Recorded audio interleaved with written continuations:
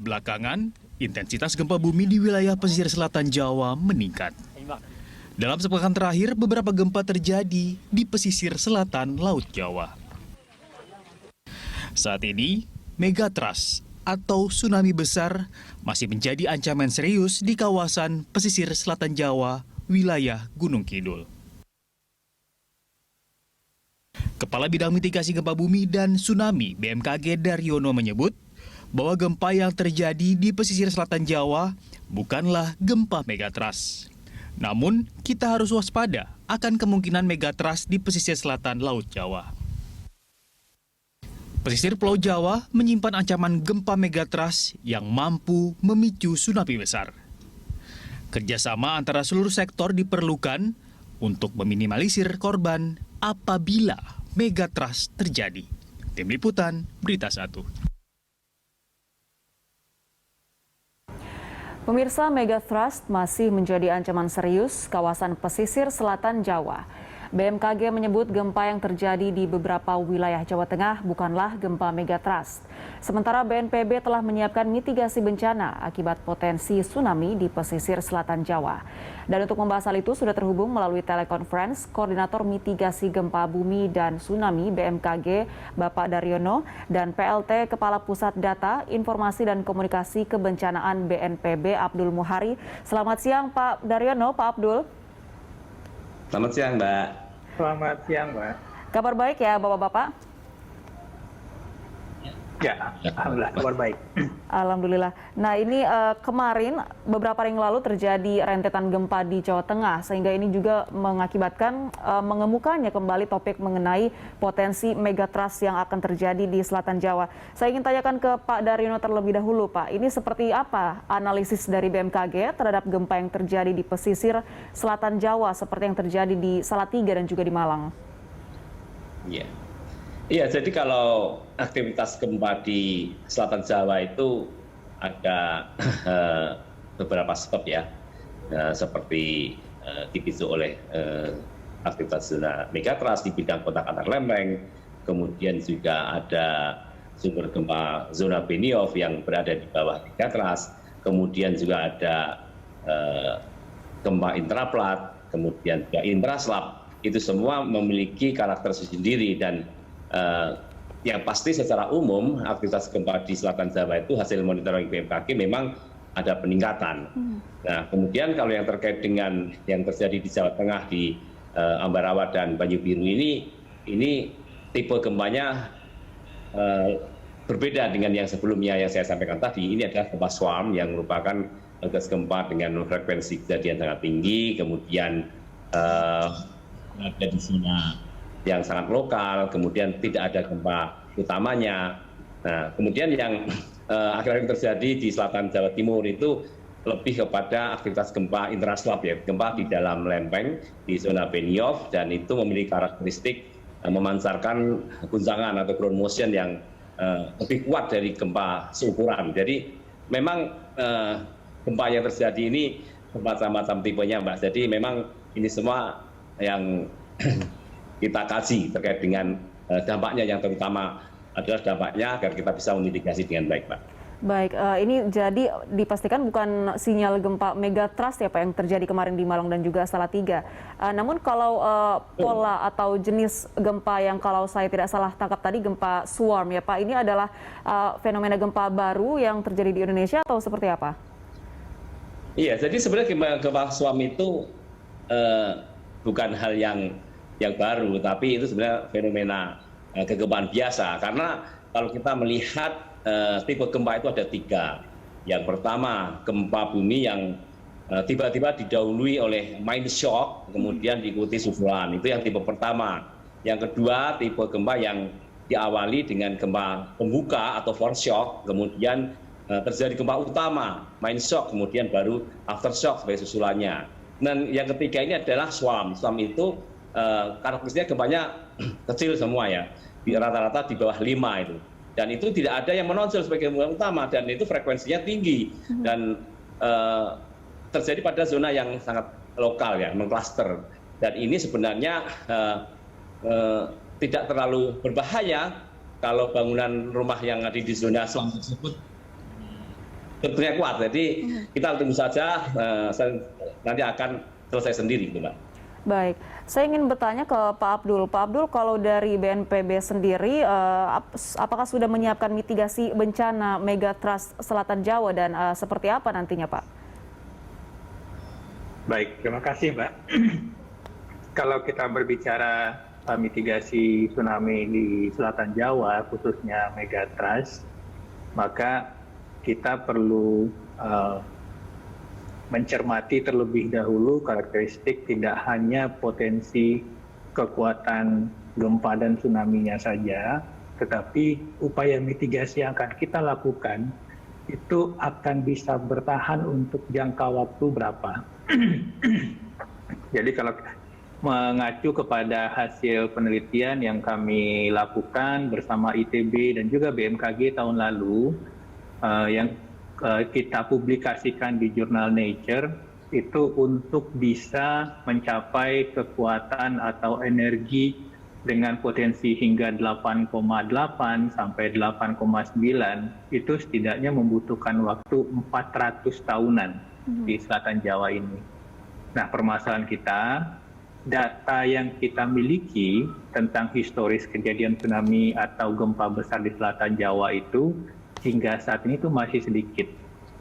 Terhitung yang kita catat dengan baik 1859 dan 1921. Ada tsunami yang cukup besar, tapi itu juga tidak menghantam seluruh perairan Selatan Jawa. Lepas dari itu, dalam kurun 30 tahun ke belakang, kita tahunya ada 1977 di Sumba, kemudian 1994 di Banyuwangi, 2006 di Pangandaran. Jadi kita tahu untuk mencapai 8,9 sampai 8,8 sampai 8,9 itu butuh 400 tahun, tapi kita nggak tahu yang 400 tahun ini posisinya ada di tahun keberapa nih sekarang. Nah, kalau kita mau mengupayakan mitigasi, tentu saja mitigasi yang harus kita bangun ini yang setidaknya bisa mencakup dari range periode ulang ini. Misalkan kalau kita bangun saat ini, tentunya kita berharap upaya mitigasi ini bisa bertahan nanti dan bisa berfungsi optimal ketika tsunami-nya datang.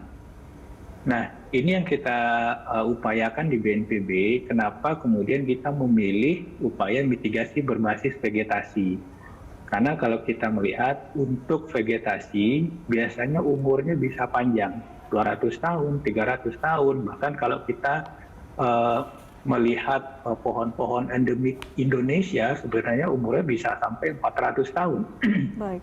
Nah, ini yang kita coba rekayasa secara keteknikan, supaya upaya mitigasi berbasis vegetasi ini bisa kita optimalkan hingga pada saatnya nanti tsunami-nya datang, fungsi mitigasinya, fungsi reduksi energinya bisa berjalan optimal. Jadi di BNPB mulai dari tahun lalu khususnya hingga 3 tahun ke depan, upaya mitigasi tsunami di Selatan Jawa yang akan dilakukan dan akan dipercepat oleh BNPB adalah berbasis vegetasi.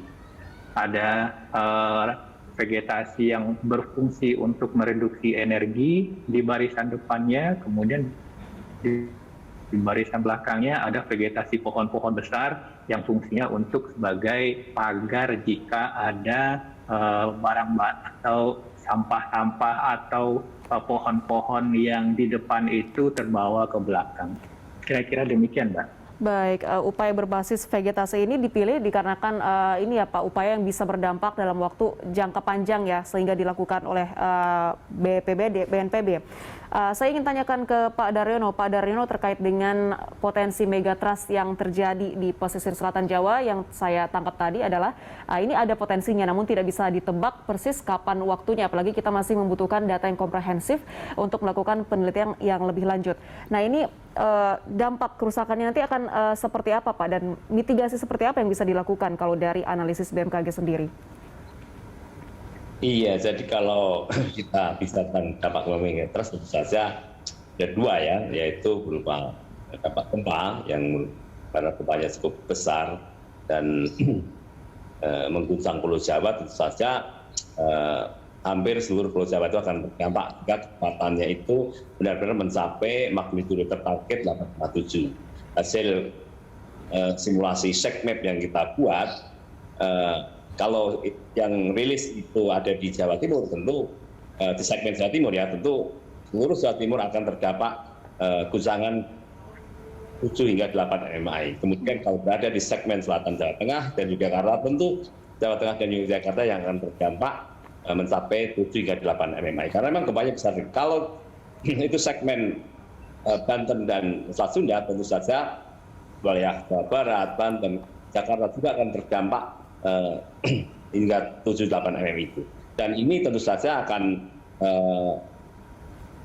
berisiko sangat besar karena sekarang semakin banyak di Pulau Jawa itu. Kemudian untuk tsunami-nya saja, hasil pemodelan tsunami hampir seluruh wilayah di pesisir pantai selatan Jawa itu bisa terdampak tsunami di atas 3 meter ya. Dan itu tergantung juga kondisi pantainya. Kalau landai tentu akan berdampak lebih parah daripada pantai-pantai yang merupakan lereng terjal, pantai terjal dan curam ya. Dan itu beberapa wilayah pantai sudah kita buat peta bahayanya, landaannya, dan tampaknya juga fantastis dampaknya, sehingga ini harus dipahami oleh pemerintah daerah masing-masing terkait dengan persiapan mitigasinya. Tentu saja kita harus yang pertama dan paling penting itu adalah bagaimana kita melakukan edukasi kepada masyarakat. Jadi mitigasi non struktural ini harus kita paham, karena kalau sudah paham itu lebih mudah kesananya membangun mitigasi strukturnya. Apakah itu bagaimana membuat bangunan aman gempa, ramah gempa, kemudian menyiapkan jalur evakuasi, membuat tempat evakuasi, kemudian juga penataan ruang berbasis risiko tsunami. Ini semua akan terlaksana dengan baik jika kita sudah melakukan penguatan dari masyarakat itu sendiri terkait dengan kepahaman terkait dengan ancaman, bahaya, risiko. Kalau masyarakat sudah paham sendiri, itu lebih mudah untuk mewujudkan mitigasi yang berikutnya, itu struktural, yang itu lebih terkait dengan aspek revisi. Baik, sukses atau tidaknya mitigasi yang dilakukan ini sangat bergantung dari tingkat literasi kebencanaan masyarakat ya Pak. Baik, kita akan lanjutkan dialog kita usai jeda. Pemirsa jangan kemana-mana, Lunch Talk akan segera kembali.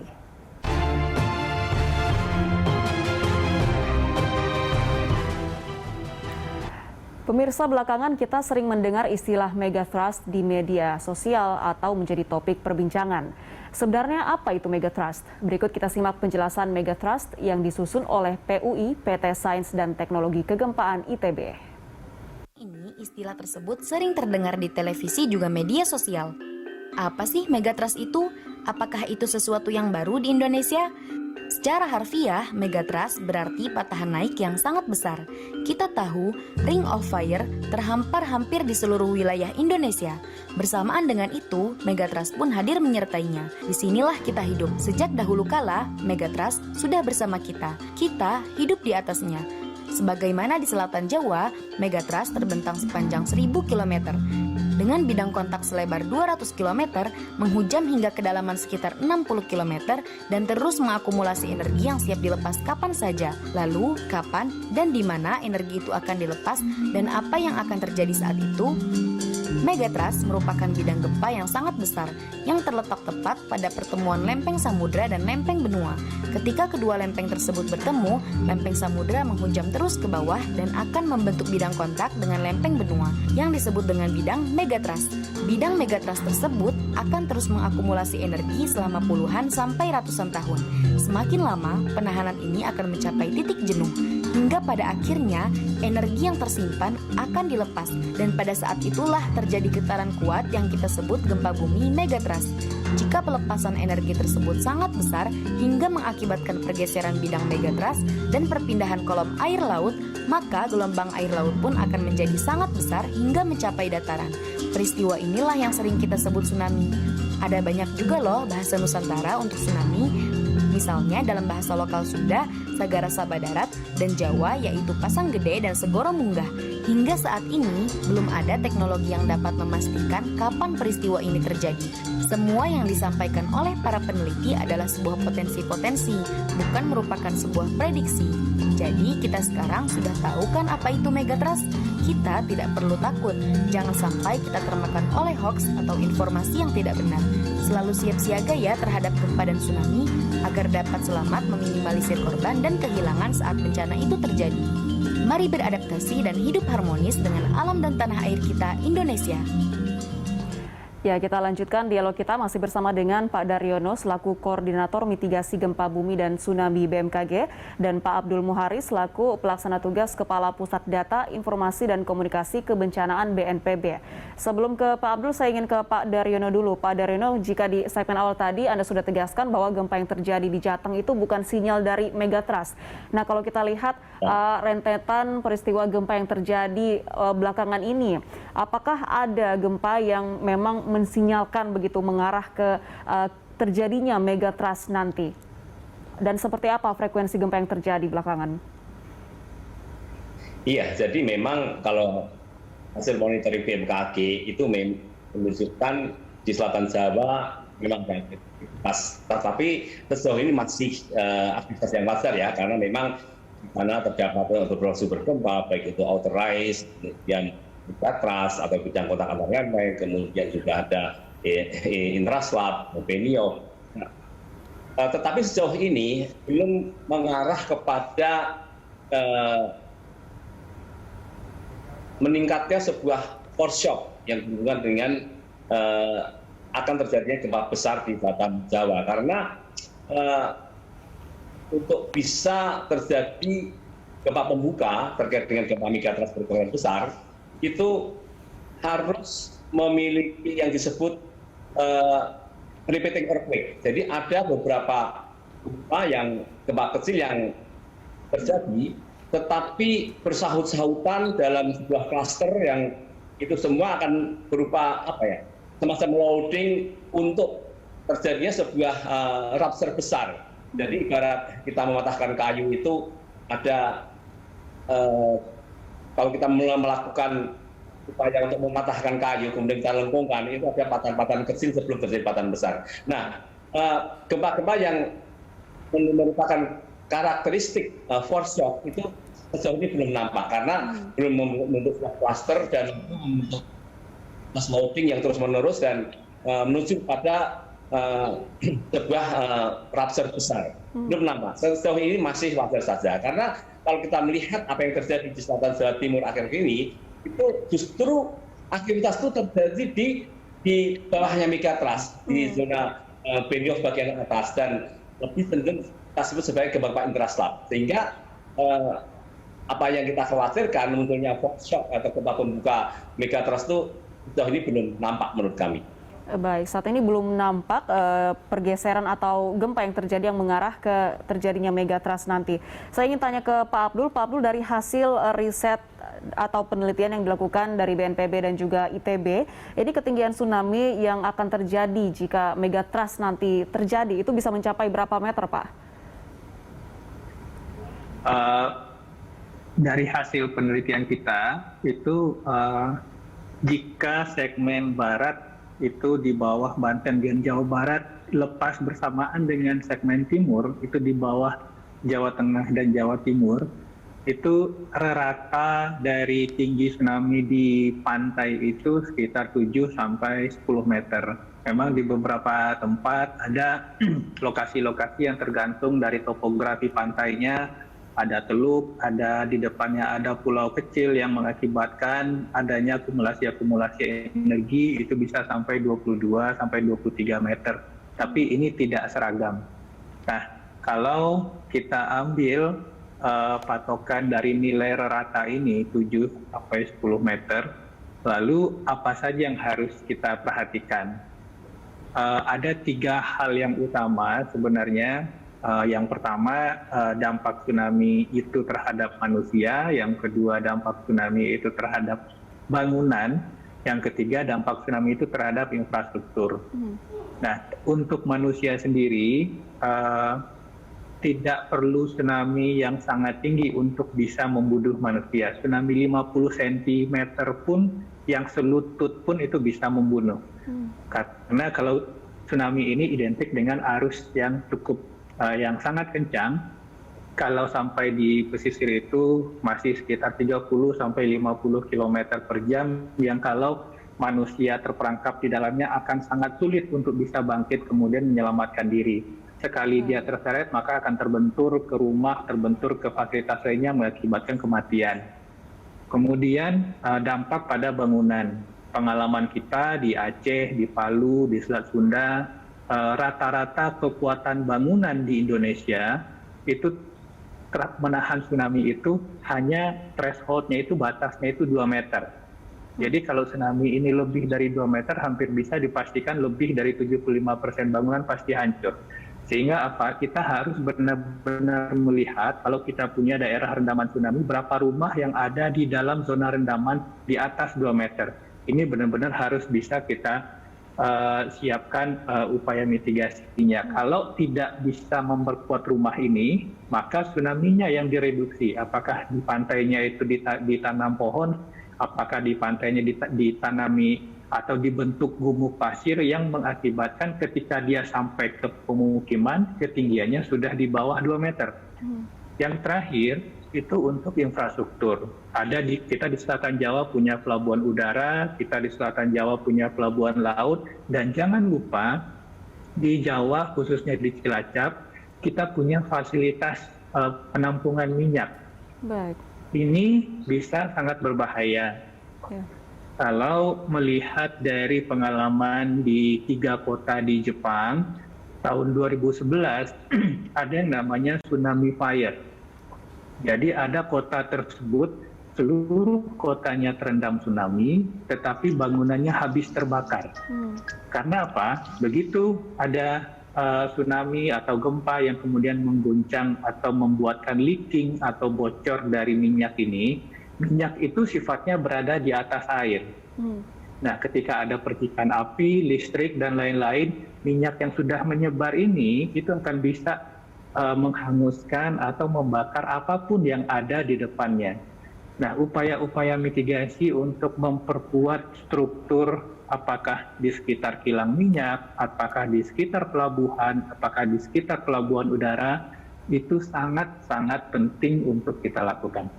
Baik, ini kalau kita berbicara mengenai mitigasi, tentunya tidak lepas juga dari sistem early warning system begitu. Saya ingin tanyakan ke Pak Daryono. Pak Daryono, sejauh ini mekanisme kita menggunakan early warning system seperti apa, Pak?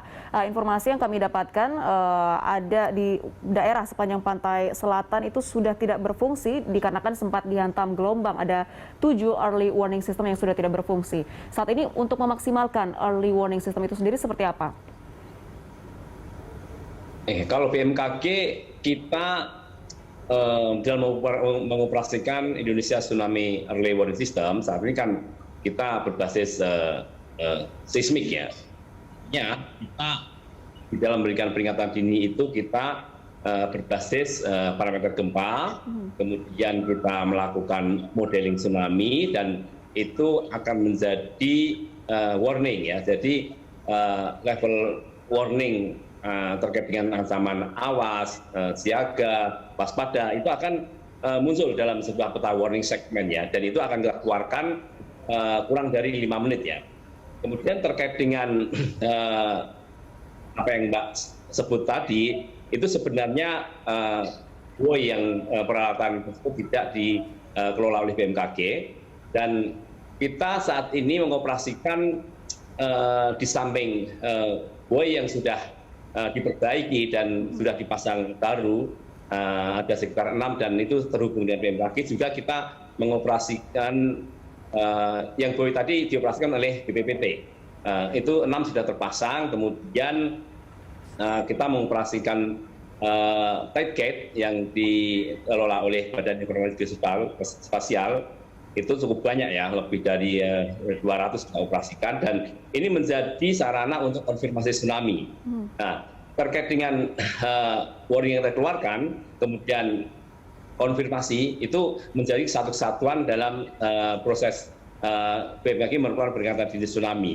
Dan terkait dengan operasional kami untuk pemberian warning, itu sejauh ini tidak ada permasalahan, dan kita selalu siap untuk memberikan warning terkait dengan gempa tektonik yang terjadi di berbagai wilayah Indonesia, yang mana kita juga sudah menyiapkan skenario model tsunami yang itu menjadi sarana decision support system kami di dalam memberikan peringatan dini apakah sebuah gempa berpotensi tsunami atau tidak. Dan pada intinya kita BMKG selalu siap memberikan warning, dan ini juga perlu didukung oleh kesiapan masyarakat pesisir yang memahami evakuasi mandiri. Artinya jangan semuanya mengandalkan teknologi, tetapi juga masyarakat harus memiliki pemahaman evakuasi mandiri. Karena dengan evakuasi mandiri ini, jaminan keselamatan itu jauh lebih efektif ya, karena dengan merasakan gempa kuat di pantai, kemudian kita menjauh pantai, itu lebih menjamin keselamatan dibanding kita harus menunggu warning, karena namanya teknologi itu bisa mengalami kegagalan, apakah itu dari subsistem diseminasi di daerah, karena kasus Palu itu kan meskipun BMKG mampu mengeluarkan warning, tetapi subsistem kita di sana untuk menyebarluaskan itu mengalami permasalahan karena banyak infrastruktur diseminasi yang rusak karena gempa. Itu yang paling penting. Jadi kita siap memberikan warning, tapi juga masyarakat harus memiliki kemampuan dalam merespon info gempa kami dan peringatan dini kami. Sehingga dengan kemampuan merespon yang tepat itu, maka peringatan dini tsunami dapat lebih efektif dalam menyelamatkan masyarakat pesisir. Di samping memang masyarakat pesisir harus memahami proses evakuasi mandiri yang itu jauh lebih efektif di dalam menyelamatkan mereka, Mbak. Baik, tentu ini harus ada edukasi yang diberikan ya Pak kepada masyarakat di kawasan pesisir terkait dengan mitigasi kebencanaan. Kita akan lanjutkan dialog kita usai jeda. Pemirsa jangan kemana-mana, kami segera kembali.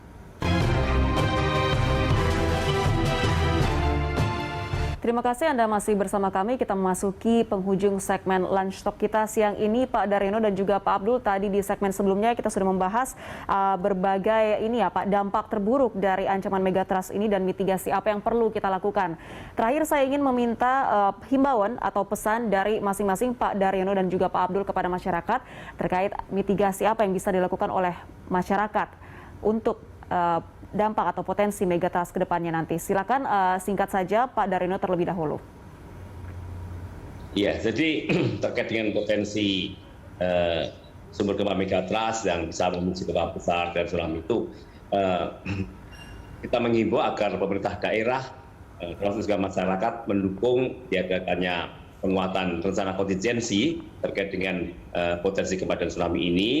Kemudian juga perlu adanya edukasi yang masif di masyarakat pesisir, kemudian juga melakukan asesmen terhadap kesiapan sarana mitigasi di daerah masing-masing, apakah itu jalur evakuasi, tempat evakuasi, kemudian juga rencana-rencana terkait dengan pengembangan wilayah terkait yang memperhatikan risiko berbasis risiko tsunami, kemudian juga edukasi yang paling penting yaitu bagaimana masyarakat kita bisa memahami evakuasi mandiri, karena ini merupakan jaminan keselamatan tsunami. Dan tidak kalah pentingnya perlunya adanya pelatihan, karena tanpa adanya pelatihan evakuasi yang dilakukan secara periodik, itu masyarakat meskipun memiliki pemahaman tetapi sulit untuk mengimplementasikan jika memang sesuatu yang tidak kita harapkan terjadi. Demikian, Mbak. Baik, edukasi dan juga asesmen merupakan dua hal yang wajib dilakukan Pemda untuk menghadapi ancaman megatrust nanti.